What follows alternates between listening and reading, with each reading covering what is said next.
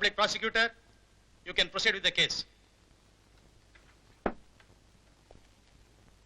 Mister justice, ಇದು ಇಡೀ ಇತಿಹಾಸದಲ್ಲೇ ನಡೆದಿರುವಂತಹ ಒಂದು ದುರ್ಘಟನೆ. ಕೊಲೆಯಾಗಿರೋದು ಯಾರು?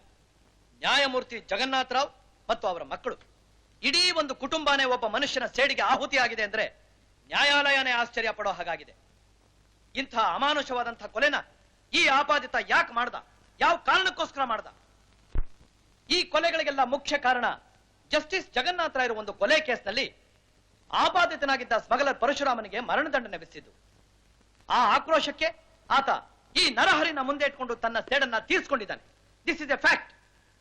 ಇದಕ್ಕೆ ಸಾಕ್ಷಿಯಾಗಿ ಈ ಆಪಾದಿತನ ಪೆಟ್ಟಿಗೆಯಲ್ಲಿ ಪರಶುರಾಮನ ಫೋಟೋ ಇದ್ದದನ್ನ ಪೊಲೀಸ್ನವರು ಪತ್ತೆ ಮಾಡಿದ್ದಾರೆ. ಮಿಸ್ಟರ್ ಜಸ್ಟಿಸ್, ಈ ಮೊಕದ್ದಮೆಯಲ್ಲಿ ಪ್ರತ್ಯಕ್ಷ ಸಾಕ್ಷಿಗಳು ಇಬ್ರು. ಸಾವಿತ್ರಮ್ಮ, ಸಾವಿತ್ರಮ್ಮ, ಸಾವಿತ್ರಮ್ಮ.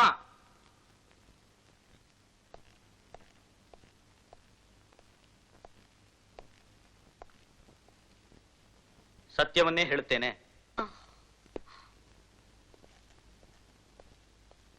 ನಿಮ್ಮ ಹೆಸರು ಸಾವಿತ್ರಮ್ಮ ಅಲ್ಲ?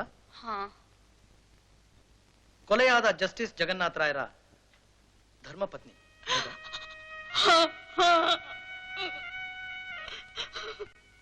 ಆ ಕಟಕಟೆಯಲ್ಲಿ ನಿಂತಿರೋ ಆ ವ್ಯಕ್ತಿನ ನೀವು ಗುರುತಿಸಬಲ್ರ?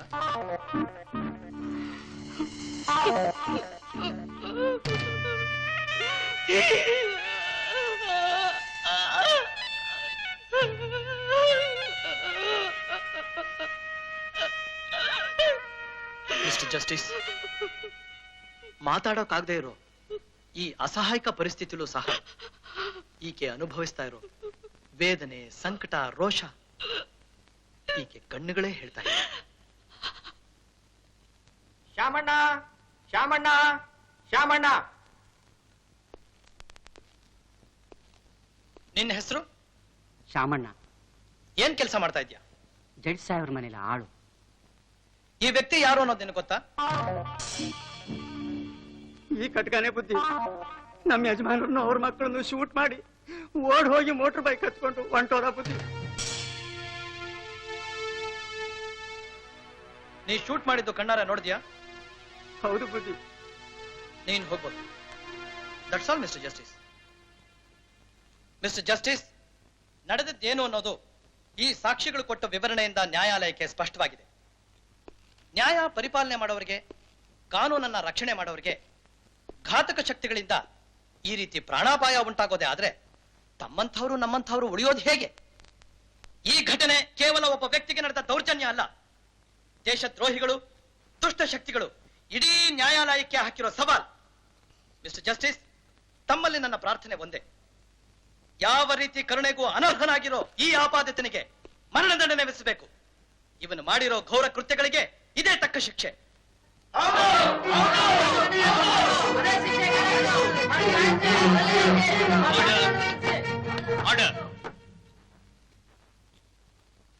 ಇದುವರೆಗೆ ನಿನ್ ಮೇಲೆ ಮಾಡಿದ ಆಪಾದನೆ ಕೇಳಿದ್ಯಾ? ನೀನು ಅಪರಾಧಿನ ಒಪ್ಕೋತೀಯಾ? ಇಲ್ಲ, ನಾನು ನಿರಪರಾಧಿ. ನನಗೂ ಈ ಕೊಲೆಗಳಿಗೂ ಯಾವ ಸಂಬಂಧವೂ ಇಲ್ಲ.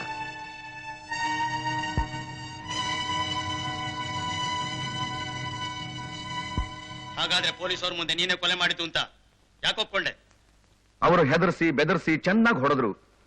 ಏಟು ತಡಿಲಾರ್ದೆ ಒಪ್ಕೊಂಡೆ. ನಿನ್ ಪರವಾಗಿ ವಾದ ಮಾಡ್ಲು ಯಾರಾದ್ರೂ ವಕೀಲರಿದ್ದಾರಾ? ಇಲ್ಲ. ಅವನ್ ಪರವಾಗಿ ಯಾವ ಮುಟ್ಟಾಳ ವಾದ ಮಾಡ್ತಾನ ಸರ್? ಅವನ್ನ ಜೈಲಿಗೆ ಹಾಕಿ. ಜೈಲಿಗೆ ಯಾಕೆ? ಕಲ್ಗೆ ಹಾಕಿ.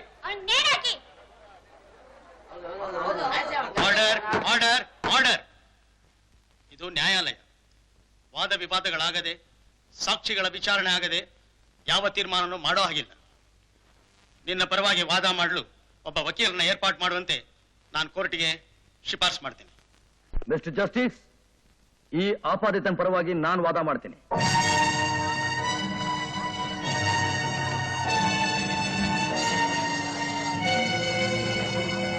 ಇವನಿಗೆ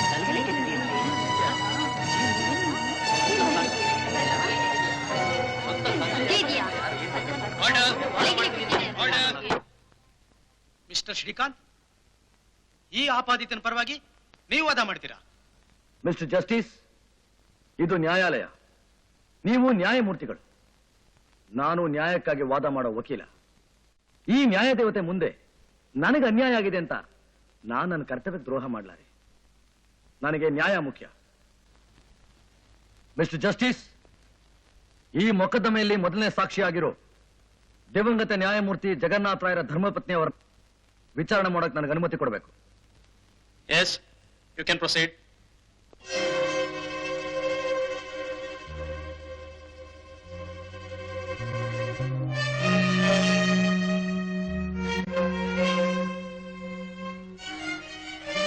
ಸಾವಿತ್ರಮ್ಮನವರೇ, ಕೊಲೆಗಾರನ ನೀವು ಕಣ್ಣಾರ ನೋಡಿದ್ರ? ಅವನ್ನ ಗುರುತಿಸ್ತೀರಾ?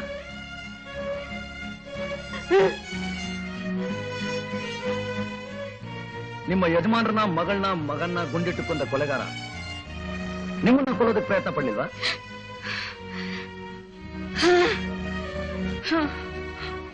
ನಿಮ್ಮ ಕೈಗೆ ಗುಂಡೆ ಇಂಟಿನಿಂದ ಹೊಡೆದವನು ನೀವು ಸತ್ತಿದ್ದೀರಾ ಬದುಕಿದ್ದೀರಾ ಅಂತ ನೋಡ್ದೇನೆ ಹಾಗೆ ಹೊರಟೋದ್ನ?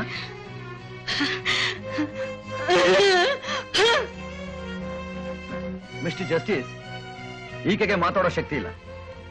ಪೊಲೀಸ್ನವರು ಈಕೆನ ಸಾಕ್ಷ್ಯ ಕರ್ಕೊಂಡ್ಬಂದು ಇಲ್ಲಿ ನಿಲ್ಸಿದ್ದಾರೆ. ಸಾವಿತ್ರಮ್ಮನವರೇ, ನಾನು ಹೇಳ್ತಾ ಇದ್ದೀನಿ, ಈ ತಾಯಿ ಕೊಲೆಗಳನ್ನ ಮಾಡಿಲ್ಲ ಅಂತ.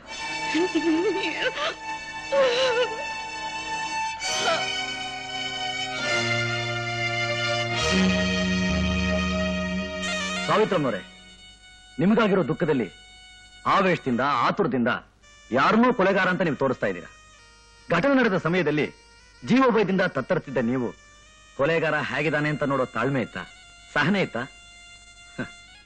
ಸಾವಿತ್ರಮ್ಮನವರೇ, ಈ ತಾನೇ ಕೊಲೆಗಾರ ಅನ್ನೋದು ನಿಮ್ಮ ಭ್ರಮೆ ಅಂತ ನಾನು ಹೇಳ್ತಾ ಇದ್ದೀನಿ. ನೀವಿನ್ ಹೋಗ್ಬೋದು. That's all mister justice. ನಿಮ್ಮ ಹೆಸರು? ಶಾಮಣ್ಣ. ಏನ್ ಕೆಲಸ ಮಾಡ್ತಿದ್ದೀರಾ? ಇದೇನ್ ಬುದ್ಧಿ ಏನ್ ಕೇಳ್ತೀರಾ? ಸಣ್ಣ ಮಗುವಿನಿಂದಲೂ ಎತ್ತಿ ಆಡಿಸಿದ್ದೇನೆ, ನನ್ನನ್ನೇ ಮರ್ತು ಬಿಟ್ರಾ ಬುದ್ಧಿ? ಇದು ಕೋರ್ಟು. ನಾನು ಕೇಳೋ ಪ್ರಶ್ನೆಗಳಿಗೆ ನೀವು ಸರಿಯಾಗಿ ಜವಾಬು ಹೇಳಬೇಕು. ಜಡ್ಜ್ ಸಾಹೇಬ್ರ ಮನೇಲಿ ಆಳು. ಕೊಲೆಗಾರ ಜಗನ್ನಾಥ ರಾಯರ ಮೇಲೂ ಅವ್ರ ಮಕ್ಕಳ ಮೇಲೂ ಗುಂಡು ಹಾರಿಸಿದ್ದನ್ನ ನೀವು ನೋಡಿದ್ರ? ನೋಡ್ದೆ ಬುದ್ಧಿ, ಕಣ್ಣಾರೆ ನೋಡ್ದೆ. ಹೇಗ್ ನೋಡಿದ್ರಿ?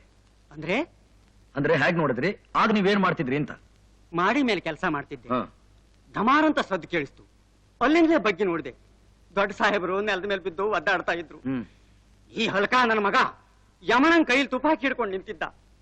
ಮಕ್ಕಳು ಓಡಿ ಬಂದು ಅವಕ್ಕೂ ಗುಂಡು ಹಾರಿಸ್ಬಿಟ್ಟ ಬುದ್ಧಿ. ಅಮ್ಮವ್ರು ಓಡಿ ಬಂದ್ರು, ಅವರಿಗೂ ಗುಂಡು ಹಾರಿಸಿದ.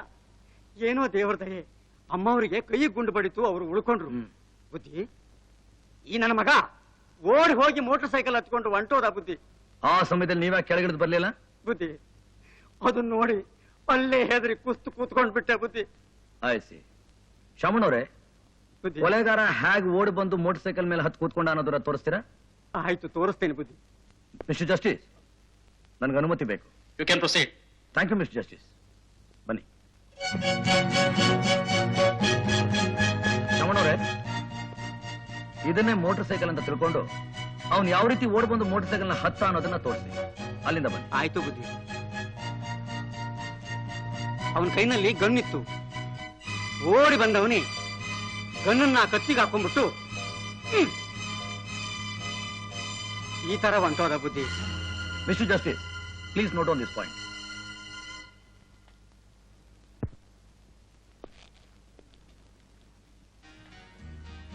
ನಿಮ್ಮ ಹೆಸರು?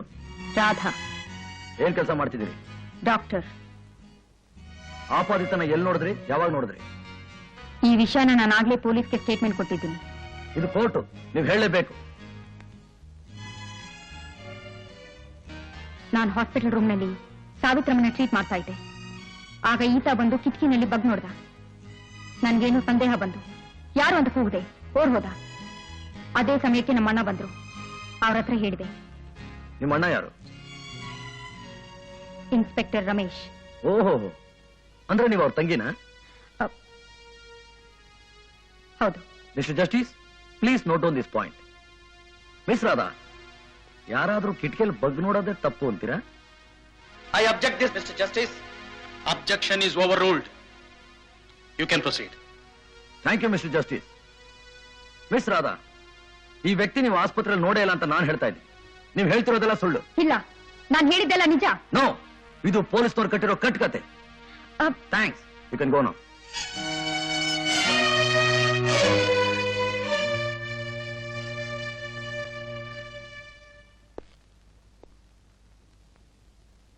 ನಿಮ್ಮ ಹೆಸರು? ರಮೇಶ್. ಏನು ಉದ್ಯೋಗ? Police inspector. ಎಷ್ಟು ವರ್ಷದಿಂದ ಕೆಲಸ ಮಾಡ್ತಿದ್ದೀರಾ? 8 ವರ್ಷದಿಂದ. ಹೌದು, ಈ ಆಪಾದಿತನ ಹೇಗೆ ಪತ್ತೆ ಹಚ್ಚಿದ್ರಿ? ಜಗನ್ನಾಥ ರಾಯರ್ ಹೆಂಡತಿ ಕೈ ಗುಂಡೆ ಇಟ್ಟು ಬಿದ್ದು ಆಸ್ಪತ್ರೆಯಲ್ಲಿದ್ದರು. ಅವ್ರು ನೋಡೋದಕ್ಕೆ ಅಂತ ಹೋದೆ.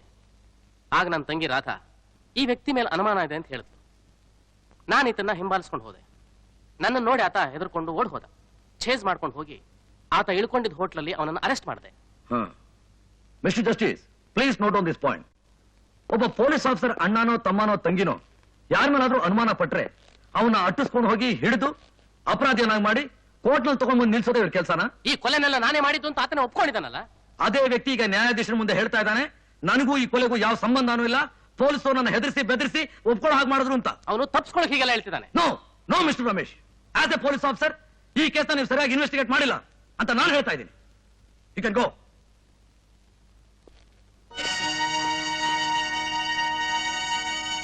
ಮಿಸ್ಟರ್ ಜಸ್ಟಿಸ್, ಜಗನ್ನಾಥ ರಾಯರ ಧರ್ಮಪತ್ನಿ ಅವರಿಗೆ ಕೊಲೆ ನಡೆದ ಘಟನೆ ನೋಡಿ ಆ ಶಾಕ್ನಲ್ಲಿ ಮಾತೇ ನಿಂತು ಹೋಗಿದೆ. ಅಂದಮೇಲೆ ಅವರಿರೋ ಪರಿಸ್ಥಿತಿನಲ್ಲಿ ಇವನೇ ಕೊಲೆಗಾರ ಅಂತ ಭ್ರಮೆ ಪಡೋದು ಸಹಜವಾಗೇ ಇದೆ. It's quite but natural. ಇನ್ನು ಮನೆ ಆಳೋ ಶಾಮಣ್ಣ ಮಹಡಿ ಮೇಲಿಂದ ನೋಡ್ದೆ ಅಂತಾನೆ, ಕೆಳಗಡೆ ಬರ್ಲಿಲ್ಲ ಅಂತಾನೆ, ಹೆದರ್ಕೊಂಡೆ ಅಂತಾನೆ. ಅಂಥ ಜೀವ ಭಯ ಒಬ್ಬ ವ್ಯಕ್ತಿ ಕೊಲೆಗಾರ ಹೇಗಿದ್ದಾನೆ ಅಂತ ನೋಡೋಕ್ ಸಾಧ್ಯನಾ? ಇಲ್ಲ ಅವನು ಹೀಗೆ ಇದ್ದಾನೆ ಅಂತ ಗುರ್ತಿಟ್ಕೊಳ್ಳೋಕ್ ಸಾಧ್ಯನಾ? ಮಿಸ್ಟರ್ ಜಸ್ಟಿಸ್, ಗಾಬರಿಲಿರೋ ಒಬ್ಬ ವ್ಯಕ್ತಿ ತನಗೆ ಅನ್ನ ಹಾಕಿ ಸಾಕಿದ ದಣಿ ಸಾಯೋದನ್ನ ಮೊದಲು ನೋಡ್ತಾನ, ಇಲ್ಲ ಓಡೋದೊಂದು ಮುಖ ನೋಡ್ತಾನ? ನೀವೇ ಹೇಳಿ. 3ನೇ ಸಾಕ್ಷಿ ರಾಧಾ, 4ನೇ ಸಾಕ್ಷಿ ಇನ್ಸ್ಪೆಕ್ಟರ್ ರಮೇಶ್. ಇವ್ರ ಹೇಳಿಕೆ ಕೇಳಿ ನನಗೆ ನಗಬೇಕು ಅಳಬೇಕು ಗೊತ್ತಾಗ್ತಾ ಇಲ್ಲ. ಆಸ್ಪತ್ರೆ ಮೇಲೆ ದಿನಕ್ಕೆ 100 ಜನ ಬರ್ತಾರೆ ಹೋಗ್ತಾರೆ.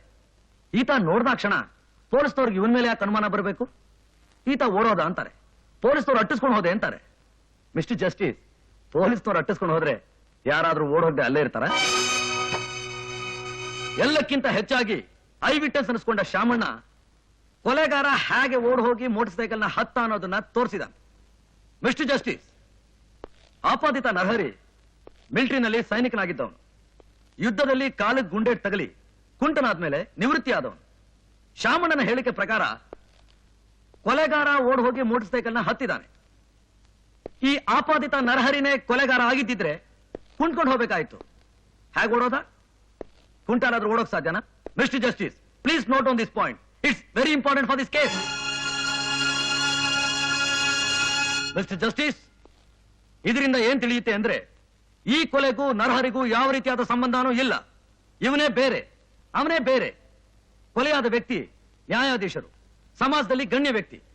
ಕೇಸ್ ನಿಧಾನ ಆದಷ್ಟು ಜನ ಪೊಲೀಸ್ ಡಿಪಾರ್ಟ್ಮೆಂಟ್ ಮೇಲೆ ನಂಬಿಕೆ ಕಳ್ಕೋತಾರೆ ಅನ್ನೋ ದೃಷ್ಟಿಯಿಂದ ಪೊಲೀಸ್ನವರು ಈತನ್ನೇ ಹಿಡಿದು ಅಪರಾಧಿಯನ್ನಾಗಿ ಮಾಡಿ ಕೋರ್ಟ್ನಲ್ಲಿ ತಗೊಂಡ್ಬಂದು ನಿಲ್ಸಿದ್ದಾರೆ ಅನ್ನೋದು ಸ್ಪಷ್ಟವಾಗಿ ಗೊತ್ತಾಗುತ್ತೆ.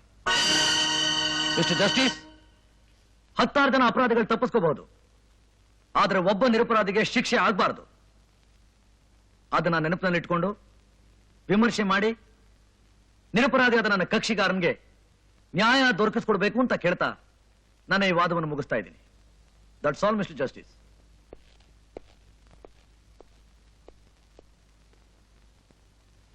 Judgment is reserved. Till then, this court is adjourned.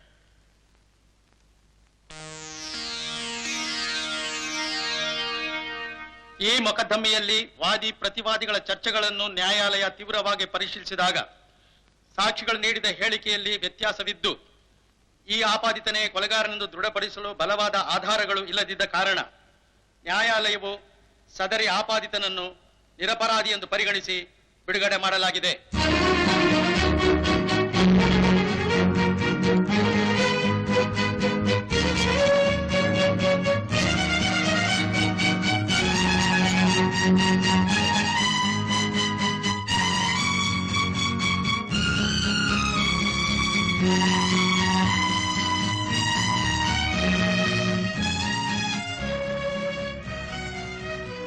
Mister Srikanth, ನಿನ್ನ ಚಾಣಕ್ಯತನದಿಂದ ಈ ಕೇಸಲ್ಲಿ ನೀನು ಗೆದ್ದಿರಬಹುದು. ಆದ್ರೆ ಸತ್ತು ಸ್ವರ್ಗದಲ್ಲಿರೋ ನಿನ್ನ ತಂದೆ ಆತ್ಮಕ್ಕೆ ಛೇ. ಸರ್, ನಿಮ್ಮ ತಂದೆಯವರು ನಿಮ್ಮನ್ನು ಲಾಯರ್ ಮಾಡಿದ್ದಕ್ಕೆ ಸಾರ್ಥಕವಾಯ್ತು. ತಗೊಳ್ಳಿ ನಿಮ್ಮ ಫೈಲ್. ನಿಮ್ಮ ನೌಕರಿಗೂ ನಮಸ್ಕಾರ, ನಿಮಗೂ ನಮಸ್ಕಾರ. ನಾ ಬರ್ತೀನಿ ಸರ್. ಮುಂಜಾನೆ ಜನ್ಮಕ್ಕೆ.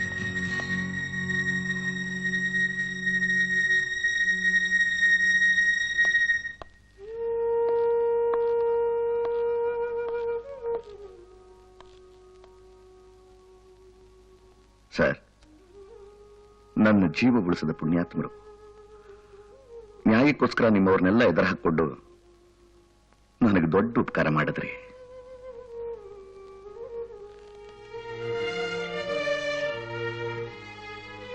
ಈ ನ್ಯಾಯಾಲಯ ನಮಗ್ ದೇವಾಲಯ. ಈಗ ನೀನು ಹೋಗ್ಬಿಡ್ಬಾ.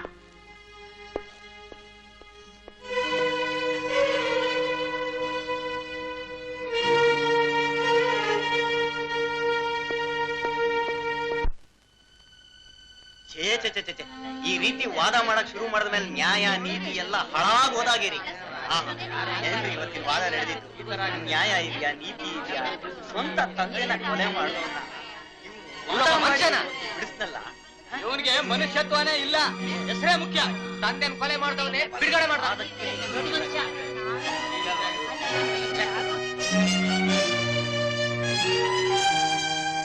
ಶ್ರೀಕಾಂತ್, ನಿನ್ಗೇನ್ ತಲೆಗೆಲೆ ಕೆಟ್ಟಿದ್ದೇನು? ನೀನ್ ಮನುಷ್ಯನ? ದೇವರಂತ ಚಿಕ್ಕಪ್ಪನ, ರೇವತಿನ, ಗೋಪಿನ, ನಿಷ್ಕರಣ ಕೊಂದು ಕೊಲೆಗಾರನ ಗಲ್ಲಿಗೇರ್ಸ್ಬಿಟ್ಟು ನಿರಪರಾಧಿ ಅಂತ ಪ್ರೂವ್ ಮಾಡಿ ಬಿಡುಗಡೆ ಮಾಡಿಸ್ಬಿಟ್ಟಿಯಲ್ಲೋ. ನೀನ್ ನಾಚಿಕೆ ಆಗಲ್ಲ? ನಾಳೆ ಪೇಪರ್ನಲ್ಲಿ ನಿನ್ನ ಹೆಸರು ದೊಡ್ಡ ದೊಡ್ಡ ಅಕ್ಷರ ಬರೀತಾರೆ, ಅದು ನೋಡಿ ಸಂತೋಷ ಪಡು. ಛೇ, ನೀನ್ ನನ್ನ ತಮ್ಮ ಅಂತ ಹೇಳ್ಕೊಳಕ್ಕೆ ನಾಚಿಕೆ ಆಗತ್ತೆ. ನಿನ್ನ ಮುಖ ನೋಡಕ್ಕೆ ಅಸಹ್ಯ ಆಗತ್ತೆ. ಶ್ರೀಕಾಂತ್, ಆ ಕೊಲೆಗಾರ ತಪ್ಪು ಮಾಡ್ಬಿಟ್ಟ. ಚಿಕ್ಕಪ್ಪನ ಜೊತೆಗೆ ನಿನ್ನೂ ಸೇರಿಸ್ಕೊಂಡಿದ್ದೆ ನಾನೆಷ್ಟೋ ಸಂತೋಷ ಪಡ್ತಿದ್ದೆ.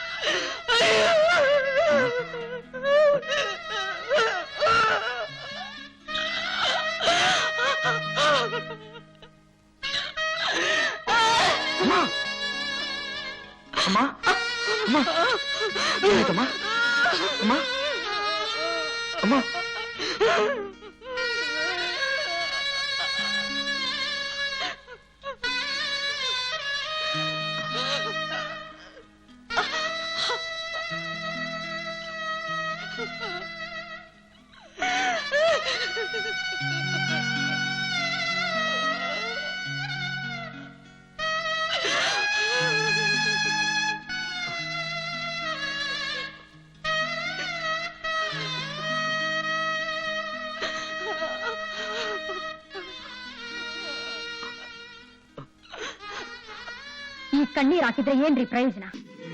ನೀವು ಮಾಡಿರೋ ದ್ರೋಹಕ್ಕೆ ಸತ್ತ ಸ್ವರ್ಗದಲ್ಲಿರೋ ನಿಮ್ ತಂದೆ ತಮ್ಮ ತಂಗಿ ಎಲ್ರೂ ಶಾಪ ಹಾಕ್ತಿರ್ತಾರೆ.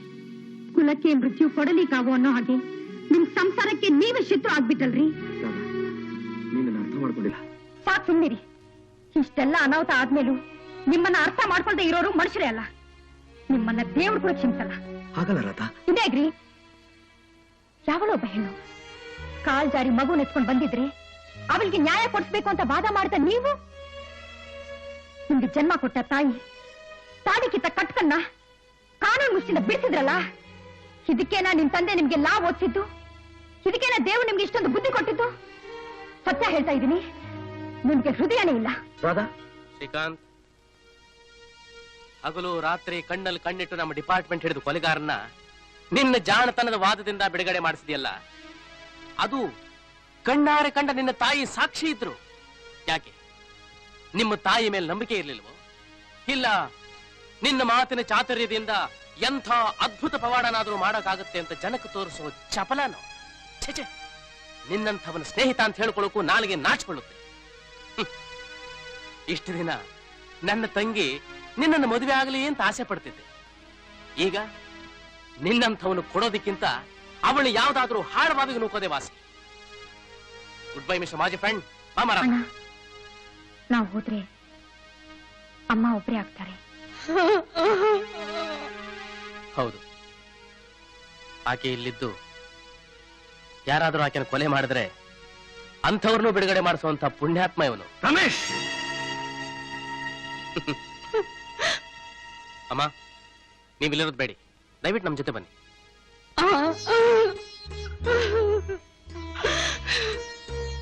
ಅಣ್ಣ, ಸ್ವಲ್ಪ ಹೊತ್ತು ನಾನು ಇಲ್ಲೇ ಬರ್ತೀನಿ, ನೀವು ಹೋಗಿ. ಸರಿ.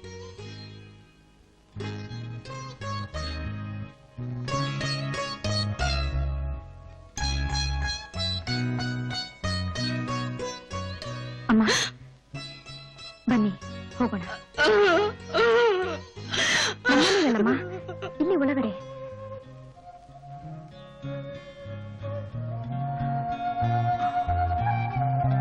ಬುದ್ಧಿ ನೋಡಿದ್ರ ಶಾಮಣ್ಣವ್ರೆ, ಎಲ್ರೂ ನನ್ನ ಎಂಥ ಮಾತನ್ಬಿಟ್ಟು ಹೋಗ್ತಿದ್ದಾರೆ ನೋಡಿದ್ರ? ಈ ಮನೆಗೆ ಯಾರು ನನ್ನ ಅರ್ಥ ಮಾಡ್ಕೊಂಡಿಲ್ಲ. ನೀವಾದ್ರೂ ನನ್ನ ಅರ್ಥ ಮಾಡ್ಕೊಂಡಿದ್ದೀರಾ? ಚೆನ್ನಾಗಿ ಅರ್ಥ ಮಾಡ್ಕೊಂಡಿದ್ದೇನೆ ಬುದ್ಧಿ. ಎಂಥವ್ರ ಹೊಟ್ಟೆಯಲ್ಲಿ ಎಂಥವ್ರು ಹುಟ್ಟಿ ಬಿಟ್ರಿ ಬುದ್ಧಿ. ಶಾಮಣ್ಣವ್ರೆ, ದೇವರಂತಹ ಮನುಷ್ಯರನ್ನು ಕೊಲೆ ಮಾಡಿದ ಆ ಚಂಡಾಲನ್ನ ಉಳಿಸ್ಬಿಟ್ರಲ್ಲ ಬುದ್ಧಿ. ಇದು ನ್ಯಾಯನಾ? ನೀನೇ ಹೇಳಿ. ಸಾಕು ಬುದ್ಧಿ, ಇನ್ನು ನಿಮ್ಮ ಸೇವೆಯಲ್ಲಿ ಇರೋ ಸಾಕು. ಎಲ್ಲಿಯಾದ್ರೂ ಕೂಲಿ ನಾಲಿ ಮಾಡಿ ಬದುಕೋತೀನಿ. ಬರ್ತೇನೆ ಬುದ್ಧಿ, ಬರ್ತೇನೆ. ಬೇಡಿ ಶಾಮಣ್ಣವ್ರೆ, ಬೇಡಿ ಶಾಮಣ್ಣವ್ರೆ, ಈಗಾಗಲೇ ನಾನು ಸಾಕಷ್ಟು ನೊಂದಿದ್ದೀನಿ. ದಯವಿಟ್ಟು ನೀವು ನನ್ನ ನೋಯಿಸ್ಬೇಡಿ. ಎಲ್ರೂ ನನ್ನಿಂದ ದೂರ ಆಗೋದ್ರು, ನೀವು ನನ್ನಿಂದ ದೂರ ಆಗ್ಬೇಡಿ. ಬುದ್ಧಿ, ಈ ಸಮಯದಲ್ಲಿ ನೀವು ನನ್ ಬಿಟ್ಬಿಟ್ಟು ಹೋಗ್ಬೇಡಿ ಶಾಮಣ್ಣವ್ರೆ. ನೋಡಿ, ಇದು ನಿಮ್ ಕೈಯೆಲ್ಲ ಕಾಲು ಅಂತ ಹೋಗಲ್ಲ ಬುದ್ಧಿ, ಹೋಗಲ್ಲ. ದಯವಿಟ್ಟು ನನ್ ಬಿಟ್ಬಿಟ್ಟು ಹೋಗ್ಬೇಡಿ ಶಾಮಣ್ಣವ್ರೆ. ದಯವಿಟ್ಟು ನನ್ನ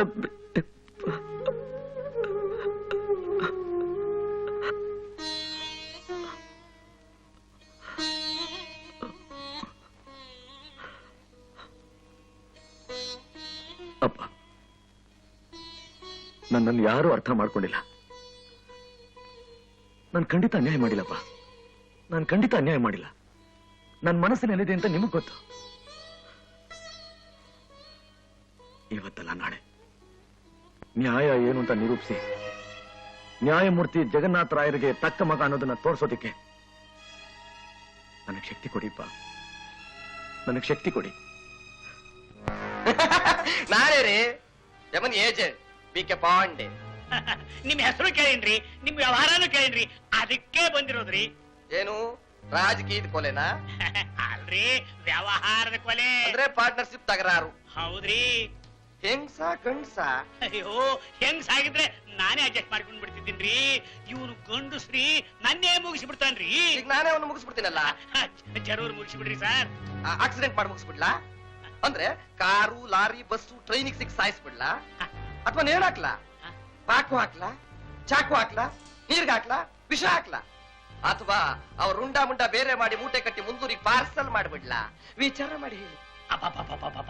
ನಿಮ್ಮಲ್ಲಿ ಭಾರಿ ಐಟಮ್ ಅವ್ರಿ. ಯಾವುದೋ ಒಂದು ಐಟಮ್ ಕೊಂದು ಮುಗಿಸಿಬಿಡ್ರಿ, ಇಲ್ಲದ್ರೆ ನನಗೆ ಭಾರಿ ಲಾಸ್ ಆಗ್ತದ್ರಿ. ಬಾರಿ ಬಾರಿ ಅಂದ್ರೆ ಎಷ್ಟು? 20 ಲಕ್ಷ. ಒಂದ್ ಮೇಲೆ ಈ ಕೊಲೆಗೆ ಬೆಲೆ 5 ಲಕ್ಷ ಆಗುತ್ತೆ. 5 lakhs, 25%, ಟೂ ಕಾಸ್ಟ್ಲಿ. ಅನ್ಯಾಯ, ತುಂಬಾ ಅನ್ಯಾಯ. ಅವನ್ನ ನಾರು ಕೊಲ್ಲದೆ ಇದ್ರೆ ನಿಮ್ 20 ಲಕ್ಷ ಅನ್ಯಾಯ ಆಗುತ್ತಲ್ಲ ರೀ. ನನಗೆ ಈ ವ್ಯವಹಾರ ಸರಿ ಬರ್ಲಿಲ್ರಿ, ನನ್ನ ಕಳ್ಸ್ಕೊಟ್ಬಿಡ್ರಿ. ಒಂದ್ ಸರ್ತಿ ಇಲ್ಲಿಗೆ ಬಂದವರು ಹಿಂದಕ್ಕೆ ಜೀವಂತ ಹೋಗೋ ಆಗಿಲ್ಲ. ಅಂದ್ರೆ ಹೆಸರೇ ಹೇಳುತ್ತಲ್ಲ ಯಮನ್ ಏಜೆಂಟ್ ಅಂತ. ಅಯ್ಯೋ, ಈಗ ನಾನೇನ್ ಮಾಡ್ಲಿ? ಆಗ್ಲಿ, 5 ಲಕ್ಷ ಕೊಡ್ತೀನಿ. 5 ಲಕ್ಷ ಆಗೋದಿಲ್ಲ, ಈಗ 6 ಲಕ್ಷ ಆಗತ್ತೆ. 6 ಲಕ್ಷ ಆಗ್ಲೇ 1 ಲಕ್ಷ ಜಾಸ್ತಿ ಆಗ್ಬಿಡ್ತೇನ್ರಿ. ಇನ್ನೂ ಲೇಟ್ ಆದ್ರೆ ಇನ್ನೂ ಏರುತ್ತೆ. ಬೇಡ, 6 ಲಕ್ಷ ಕೊಡ್ತೀನಿ.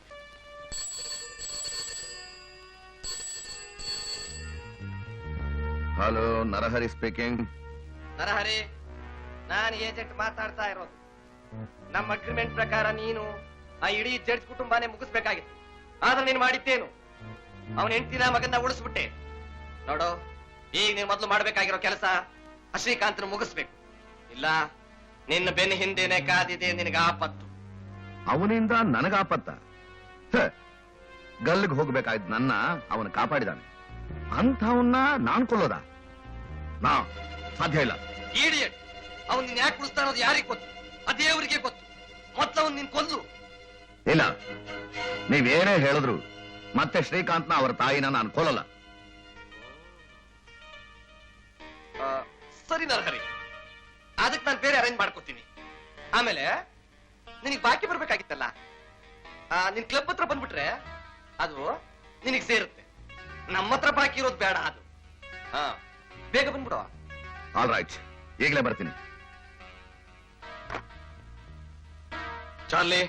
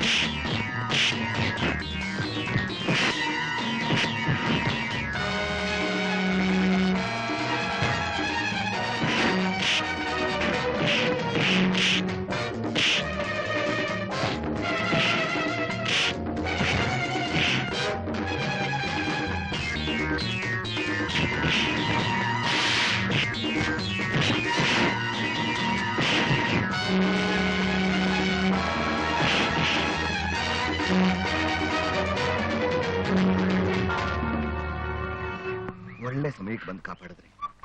Thank you sir.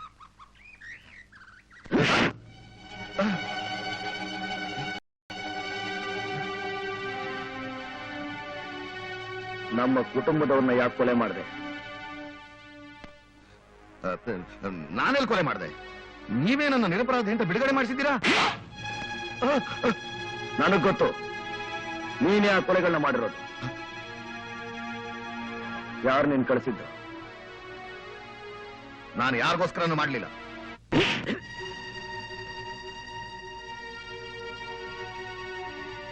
ಯಾರವನು ಹೇಳ್ತೀಯೋ ಇಲ್ವೋ?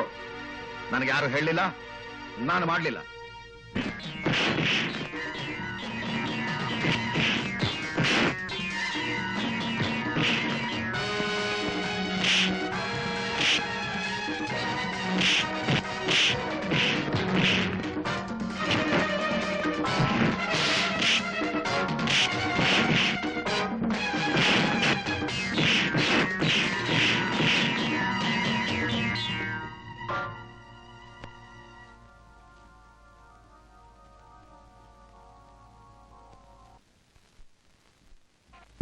ಇದನ್ನ ಹೇಳೋದಕ್ಕೆ ಇಲ್ಲಿವರೆಗೂ ಬಂದ್ರ? ಸ್ಟೂಪಿಡ್ಸ್, ರಾಸ್ಕಲ್ಸ್, ಈಡಿಯಟ್ಸ್, ಕೆಲಸಕ್ಕೆ ಬಾರದೇ ಇರೋದು ನಿಮ್ಮನ್ನು ಕಟ್ಕೊಂಡು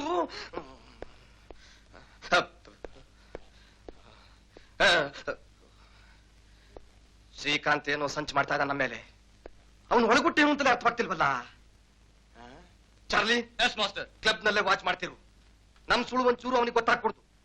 ಒಂದ್ ವೇಳೆ ಅವನ ಅಲ್ಲಿಗೆ ಬಂದ್ರೆ ಅವನ ಮುಗಿಸ್ಬಿಡ.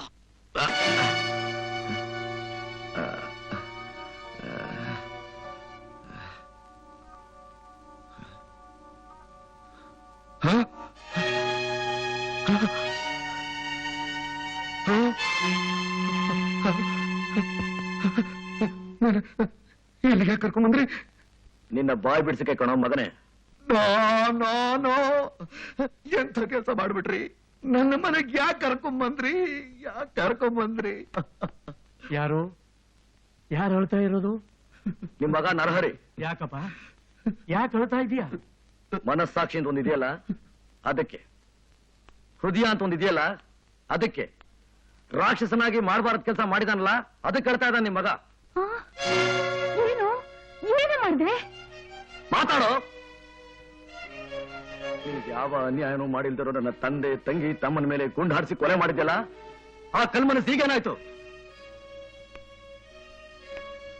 ಕೋರ್ಟ್ ನನ್ನ ಹೆತ್ತ ತಾಯಿ ಮಾತಾಡಕ್ಕಾಗ್ತೆ. ನೀನೇ ಆ ಕೊಲೆಗಾರ ಅಂತ ಕೈ ತೋರಿಸಿ ಸನ್ನೆ ಮಾಡಿ ಕಣ್ಣೀರು ಸುರಿಸ್ದಾಗಲೇ ನನಗೆ ಗೊತ್ತಾಯ್ತು ಆ ಕೊಲೆಗಾರ ನೀನೇ ಅಂತ. ಆದ್ರೂ ನಾನು ನಿನ್ ಪರವಾಗಿ ವಾದ ಮಾಡಿದೆ. ನನ್ನ ತಾಯಿ ನನ್ನ ಮುಖ ನೋಡಿ ಅಸಹ್ಯ ಪಟ್ಕೊಂಡ್ಳು. ನನ್ನ ಸ್ನೇಹಿತರು ನನಗೆ ಚೀಮಾರಿ ಹಾಕಿದ್ರು. ನನ್ನ ಬಂಧುಗಳು ನನ್ನ ಮತಿಹೀನ ಅಂದ್ರು. ನನ್ನ ಜೊತೆ ಕೆಲಸ ಮಾಡೋ ವಕೀಲರು ನನ್ನ ಅವಿವೇಕಿ ಅಂದ್ರು. ನನ್ನ ಪ್ರೀತಿಸ್ತಾ ಇದ್ದ ಹುಡುಗಿ ನನ್ನ ಮುಖ ನೋಡಕ್ಕೂ ಅಸಹ್ಯ ಪಟ್ಕೊಂಡು ದೂರ ಹೋದ್ಲು. ಇಷ್ಟೆಲ್ಲ ಆದ್ರೂ ನಾನು ನಿನ್ನ ನಿರ್ಭರದಿಂದ ಪ್ರೂವ್ ಮಾಡಿ ಬಿಡುಗಡೆ ಮಾಡಿಸ್ತೆ. ಯಾಕೆ? ನನಗೆ ಗೊತ್ತು ಈ ಕೊಲೆಯಲ್ಲಿ ನೀ ಬರೀ ಆಯುಧ ಅಂತ. ಶಿಕ್ಷೆ ಆಗ್ಬೇಕಾಗಿರೋದು ಆಯುಧ ಬಿಸಾಕ್ದವನ್ಗೆ. ಯಾರದು? ಯಾರು ನಿನ್ ಕಳಿಸಿದ್ದು? ಯಾರಿಗೋಸ್ಕರ ಈ ಕೊಲೆಗಳನ್ನ ಮಾಡಿದೆ ಹೇಳು. ನನಗೆ ಯಾರು ಹೇಳಿಲ್ಲ, ನಾನೇ ಕೊಲೆ ಮಾಡಿದ್ದು.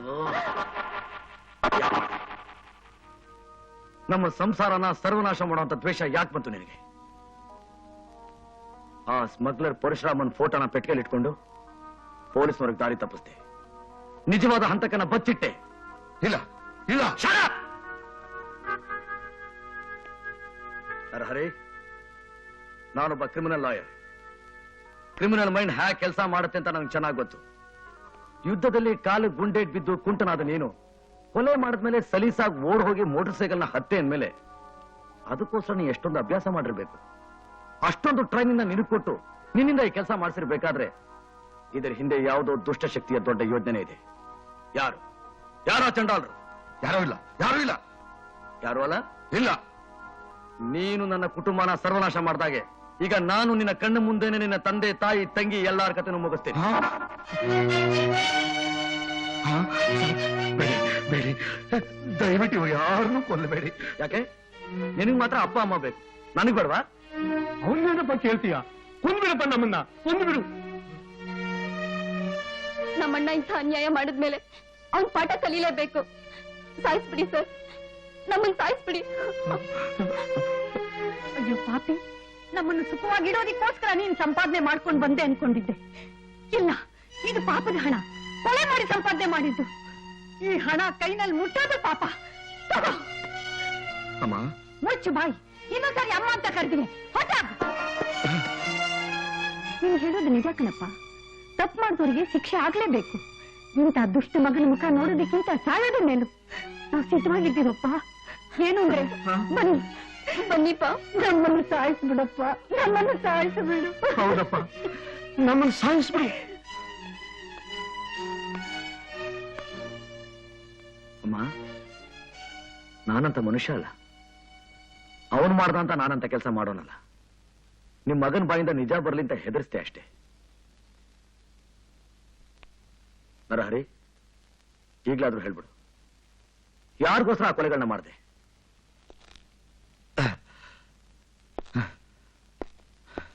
ಸರ್, ಇವರು ನಮ್ಮ ತಂದೆ. ನನ್ನ ಹಾಗೆ ದೇಶ ಸೇವೆ ಮಾಡಿ ಯುದ್ಧದಲ್ಲಿ 2 ಕಣ್ಣನ್ನು ಕಳ್ಕೊಂಡಿದ್ದಾರೆ. ಇವಳು ನನ್ನ ತಂಗಿ, ಮದುವೆ ವಯಸ್ಸಿಗೆ ಬಂದಿದ್ದಾಳೆ. 1 ಲಕ್ಷ ರೂಪಾಯಿ ವರದಕ್ಷಿಣೆ ಕೊಟ್ರೇನೆ ಇವಳು ಮದುವೆ ಆಗೋದು. ಇವರು ನನ್ನ ತಾಯಿ, ಆಸ್ತಮಾ ಕಂಪ್ಲೇಂಟ್, ಯಾವಾಗಲೂ ನರಳ್ತಾ ಇರ್ತಾರೆ. ಇನ್ನು ನಾನು ಯುದ್ಧದಲ್ಲಿ ಕಾಲು ಕಳ್ಕೊಂಡಿದ್ದಕ್ಕೆ ಸರ್ಕಾರದವರು 4 ಎಕರೆ ಬರಡು ಭೂಮಿ ಕೊಟ್ಟಿದ್ದಾರೆ. ಇಷ್ಟೇ ಅಲ್ಲದೆ ಡಾಕ್ಟರ್ ಹೇಳಿದ್ರು ನನಗೆ ಬ್ಲಡ್ ಕ್ಯಾನ್ಸರ್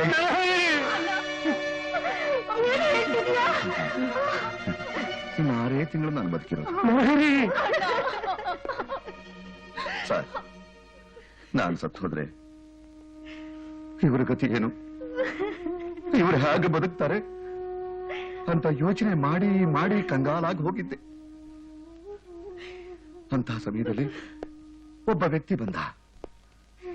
ನೀನು ಈ ಕೊಲೆಗಳನ್ನ ಮಾಡಿದ್ರೆ ನಿನಗೆ 3 ಲಕ್ಷ ರೂಪಾಯಿ ಕೊಡ್ತೀನಿ ಎಂದ. ದೇಶಕ್ಕೋಸ್ಕರ ಯುದ್ಧದಲ್ಲಿ ಎಷ್ಟೋ ಶತ್ರುಗಳನ್ನು ಕೊಂದಿದ್ದೀನಿ.